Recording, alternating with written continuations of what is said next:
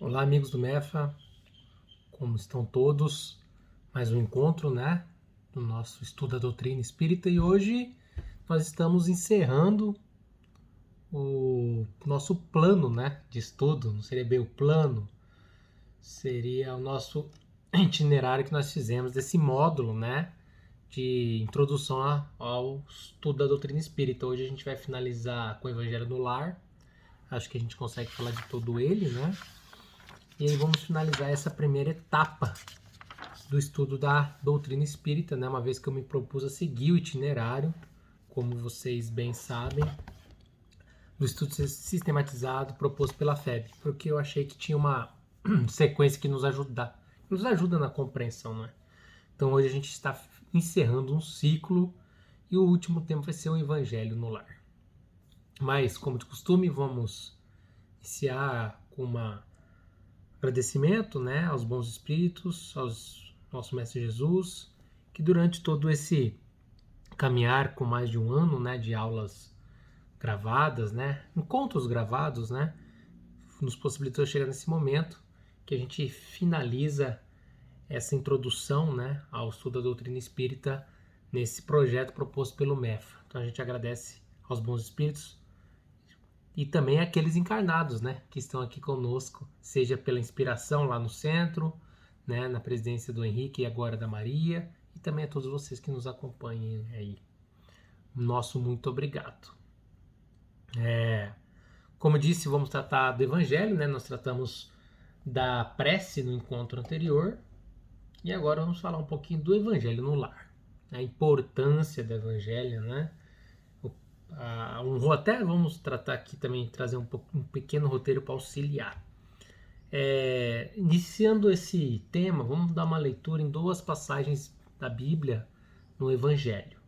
João capítulo 4, versículo 23 nos diz: Mas a hora vem, e agora é, em que os verdadeiros adoradores adorarão o Pai em espírito e em verdade, porque o Pai procura tais que assim o adorem. Estão falando da adoração. Mateus capítulo 18, versículo 20. Porque onde estiverem 2 ou 3 reunidos em meu nome, aí estou eu no meio deles. Então, vocês podem ver que a própria Bíblia, né, já nos traz, nos Evangelhos de Cristo, a importância, né, desse ato de adoração e esse ato em comunhão, né? E aí a doutrina espírita vem trazer especificamente isso dentro do Evangelho no lar, né? Que é uma inovação que a doutrina espírita trouxe, mas ela vê isso como uma necessidade em toda parte onde o cristianismo lance raízes de aperfeiçoamento e sublimação de acordo com Emmanuel, na obra Luz no Ar. Então, pessoal, nós já vimos, né, lá na questão 659 do Livro dos Espíritos, que a prece é um ato de adoração. Orar a Deus é pensar nele, é aproximar-se dele, é pôr-se em conjunto com ele. Há três coisas podemos propor por meio da prece: louvar, pedir e agradecer. Então o Evangelho no Lar, ele é um ato de adoração a Deus. E esse ato, o Espiritismo traz como uma necessidade, né, de que a família, né, se reúna em dia, horários certos, ao menos uma vez semanalmente, para o estudo do Evangelho, né, e uma oração em conjunto. É um momento de comunhão familiar. Então, assim, no caso, sou eu e minha esposa, então faz um momento de comunhão dentro do nosso seio. Por que dentro da família, né? A gente sabe que, independente, não vou entrar aqui na discussão de formas de família, até porque, na minha visão, toda forma de amor é válida. Dentro do núcleo familiar, dentro do núcleo familiar, você exporta, né, para a sociedade todas as angústias, tudo o que acontece, né? Então, na família que começa ali dentro daquela comunidade pequena, vai refletir. Isso é para tudo, né? A nossa nação, você pega primeiro o seu núcleo do município, depois o estado, depois a união, e isso tudo vai refletindo. Então, se você tem dentro do núcleo familiar, né, de quem é cristão como nós, a prática, né, da reflexão, de ler os ensinamentos de Cristo, e mais importante ainda, buscar colocar em prática, Isso vai refletir no seio familiar, né? Onde tem as maiores, onde a gente tem muita coisa para resolver, né? Entre pai, mãe, filho, esposa, marido, tudo isso. E vai expandir para o nosso núcleo social aqui na nossa comunidade, né? Como na nossa cidade aqui de Dourados, tá? E esse momento é um momento de estudo, né? E reflexão dos ensinamentos de Jesus, né? É um momento de suma importância. Inclusive, no capítulo 1 do Evangelho segundo o Espiritismo, né? No capítulo 1, que Eu não vim destruir a lei, é importante no item 3, quando Jesus nos diz o seguinte: Jesus não veio destruir a lei, quer dizer, a lei de Deus. Ele veio cumpri-la, quer dizer, desenvolvê-la, dar-lhe seu verdadeiro sentido e apropriá-la ao grau de adiantamento dos homens. Por isso se encontra nessa lei o princípio dos deveres para com Deus e para com o próximo, que constituem a base da sua doutrina. Quanto às leis de Moisés, propriamente ditas, ao contrário, ele as modificou profundamente, seja no fundo, seja na forma. Combateu constantemente o abuso das práticas exteriores e as falsas interpretações, e não poderia fazê-las sofrer uma reforma mais radical do que as reduzindo a essas palavras: amar a Deus acima de todas as coisas e ao próximo como a si mesmo. E dizendo: está aí toda a lei e os profetas. Então, o estudo do Evangelho, né? Quando a gente vai estudar, a gente pede os benfeitores espirituais para nos ajudar na orientação. Ele vai nos possibilitar que o núcleo familiar busque o entendimento da lei de Deus, tá? O entendimento da lei de Deus. Então você vai fazer a leitura e vai ter, claro, um aspecto crítico. Então, por isso a importância, né? Ah, mas se eu moro sozinho, como que eu faço? Então não faço? Faz. Faz o Evangelho. Tira esse momento para você.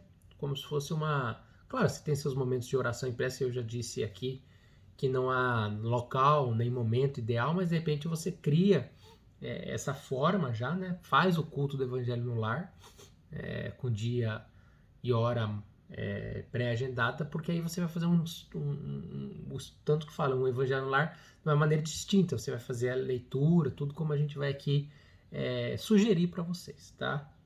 Então, pessoal, o Evangelho é um momento, né, de adoração a Deus, né, como a prece, só que é um momento que você vai ter uma sistemática e um propósito um pouco distinto do momento que você está individualmente orando dentro do carro, no trabalho, em casa, onde quer que você esteja fazendo a prece. Aqui no Evangelho você vai ter essa necessidade, né, de buscar um maior entendimento e talvez até uma leitura um pouco mais sistemática, né, como se fosse um estudo, né, mas com horário marcado, tudo. E se você mora em mais de uma pessoa, né, na casa, também é um momento de comunhão ali entre todos. O Espírito Emmanuel, ele nos traz um pouquinho sobre a importância, né, na obra Luz no Lar, psicografado pelo Chico. Então, Emmanuel traz a seguinte mensagem, vou pedir licença para vocês para ler. O culto do Evangelho no lar não é uma inovação, é uma necessidade em toda parte onde o cristianismo lance raízes de aperfeiçoamento e sublimação.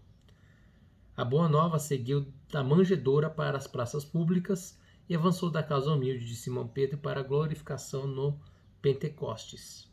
A palavra do Senhor soou primeiramente sobre o teto simples de Nazaré, e certo se fará ouvir de novo, por nosso intermédio, antes de tudo no círculo dos nossos familiares afeiçoados, com os quais devemos atender às obrigações que nos competem no tempo. Quando o ensinamento do Mestre vibre entre as quatro paredes de um templo doméstico, os pequeninos sacrifícios tecem a felicidade comum. A observação impensada é ouvida sem revolta, a calúnia isolada no algodão do silêncio, a enfermidade recebida com calma, o erro alheio encontra compaixão, a maldade não encontra brechas para insinuar-se. É aí, dentro desse paraíso, que alguns já estão edificando a benefício deles e dos outros. O estímulo é um cântico de solidariedade cessante. A bondade é uma fonte inexaurável de paz e entendimento. A gentileza é a inspiração de todas as horas. O sorriso é a sombra de cada um e a palavra permanece revestida de luz, vinculada ao amor que o amigo celeste nos legou. Somente depois da experiência evangélica no lar, o coração está realmente habitado para distribuir o pão divino da Boa Nova, junto da multidão, embora devamos o esclarecimento amigo e o conselho santificante aos companheiros da romagem humana em todas as circunstâncias. Não olvidemos, assim, os impositivos da aplicação com Cristo no santuário familiar, onde nos cabe o exemplo da paciência, compreensão, fraternidade, serviço, fé e bom ânimo, sob o reinado legítimo do amor, porque, estudando a palavra do céu em 4 evangelhos, que constitui o testamento da luz, somos cada um de nós o 5º evangelho inacabado, mas vivo e atuante, que estamos escrevendo com os próprios testemunhos, a fim de que a nossa vida seja uma revelação de Jesus, aberta ao olhar e apreciação de todos, sem necessidade de utilizarmos muitas palavras na advertência ou na pregação. Então, pessoal, ali por isso que eu falei, né? Falei não, né? A gente faz a leitura antes e é o que Emmanuel nos diz.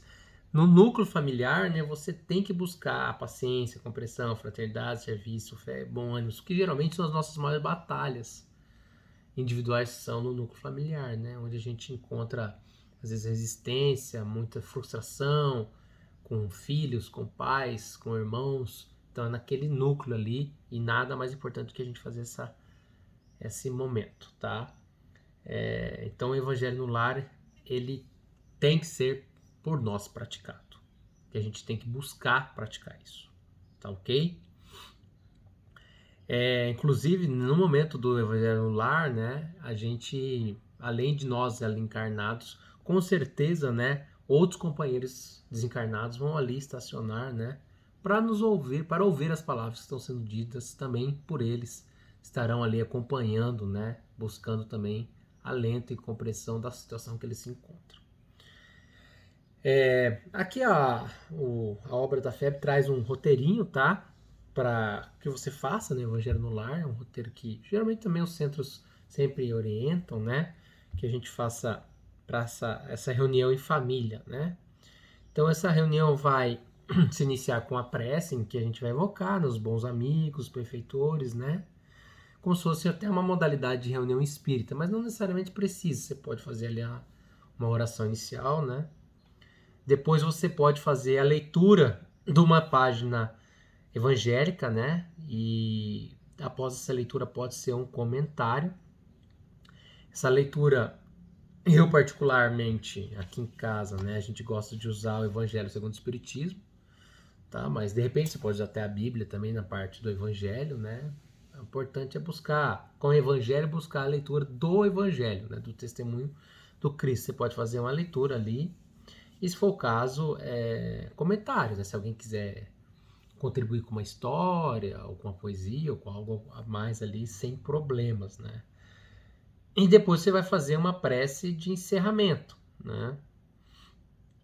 Principalmente agradecendo, né? Pedindo, aqui eu tenho por hábito pedir a proteção durante a semana, né? Daquele dia que está continuando, que está se iniciando, a proteção ao ambiente de trabalho, a casa dos pais, amigos, parentes, tudo mais, né? Aí tem algumas recomendações, né?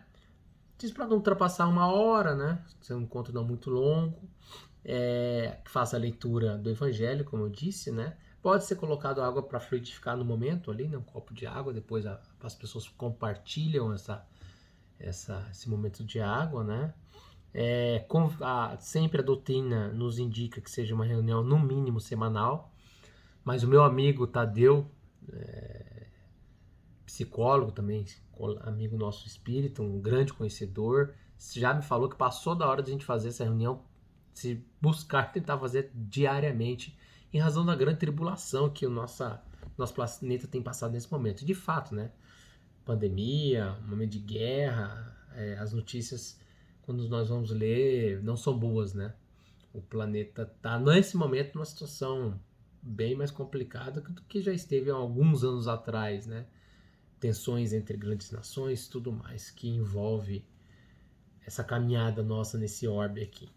Mas pelo menos semanalmente, tá, pessoal? Então você tira um dia, 1 hora, você acha melhor fazer sábado, melhor fazer domingo, e aí tentar fazer sempre semanalmente naquela mesma hora, tá? E é bom que também Depois do evangelho, recomendo se você não ficar vendo TV, vendo YouTube, rede social. A gente tenta fazer mais próximo do seu recolhimento, que você já faz, né? Você vai fazer essa introspecção, vai fazer a leitura, vai fazer essa análise, né, essa reflexão, e depois já de repente já vai buscar se recolher, né, com mais serenidade para descansar. Também a doutrina espírita nos diz que se tiver visita, isso não seria motivo para você não realizar, né? Você pode realizar e convidar, inclusive, né, manter e convidar aquelas pessoas que estão ali para ver se elas se decidirem à vontade de participar desse momento. O importante é a gente colocar em prática, pessoal. Eu mesmo sou testemunha de como a gente é complicado, né? Numa época a gente estava bem firme aqui com o evangelho, aí a gente sai de férias, vai passear, aí para, aí volta, não retoma. Tem que criar isso como um compromisso, pelo menos semanal, né? E é uma vez a semana, né? Eu tô falando que tô falando até me cobrando, porque eu também viajei, não voltei a fazer, voltei, aí um dia já esqueci, porque eu tava fazendo durante a semana, já tava deitado e tudo mais. Então todo mundo tem essas vicissitudes até para isso, mas a gente tem que fazer. Ok?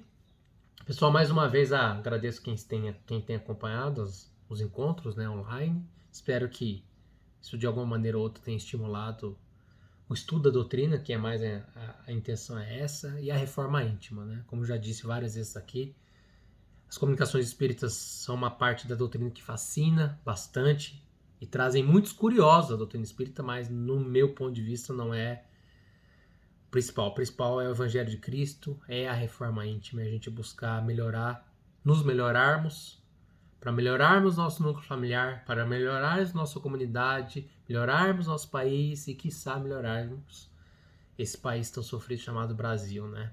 Pátria do Evangelho, em que mais de 30 milhões de pessoas estão morrendo de fome. E para algumas está tudo normal, nada esteve tão bom. Infelizmente, o egoísmo prevalece sobre a nossa sociedade. E digo aqui pela sociedade que se encontra e na qual vivo, né? No meu círculo, né? As pessoas parecem que são alheios a que está acontecendo, né? Na realidade fora das suas bolhas. Só uma andada na nossa cidade, eu não me recordo de ver tanta gente na rua em Dourados. Recentemente estive em São Paulo, capital, e me assustei. Nunca vi tanta gente na rua, tanta gente pedindo por comida, famílias e famílias, né? E então, eu acho que isso que o espiritismo vai estar aí. É no exercício dessa caridade, de buscar a gente melhorar. E se a gente conseguir melhorar já intimamente, né, um pouco, diminuir o nosso orgulho, diminuir o nosso estado beligerante, tentar buscar um equilíbrio, isso já vai refletir. E quem tiver possibilidade de realizar qualquer tipo de caridade que eu faça antes, façam de imediato, porque, de fato, a fome está assolando nosso país novamente, o que é muito triste de ver. Mas vamos continuar o estudo, tá? A gente vai buscar iniciar a outra obra, né? Vou ver com a casa como a gente faz, se a gente vai revisitar esses capítulos, ou a gente vai dar um passinho além para fazer um estudo já não tão iniciante. E também vou tentar gravar mais pelo menos um tema aí que tem me afligido. Eu vou montar um encontro desse aqui para tratar de um tema que eu acho que é de bastante interesse sobre a visão espírita. Para a gente finalizar, Joana de Ângeles, na parte aqui que ela fala de Jesus e sofrimento. Acho que eu já li isso daqui, mas como hoje eu resolvi abrir e apareceu, então vamos ler de novo.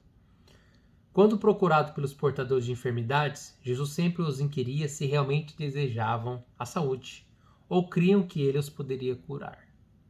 Era de fundamental importância para o restabelecimento do enfermo a sua segurança íntima sobre esses dois requisitos: querer e crer.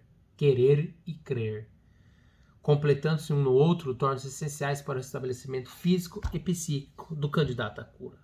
Então, pessoal, se a gente quer se curar, a gente tem que querer e crer. Não adianta só querer e não crer. Não adianta só crer e não querer. Muito obrigado a todos. Uma ótima semana. Até o próximo encontro.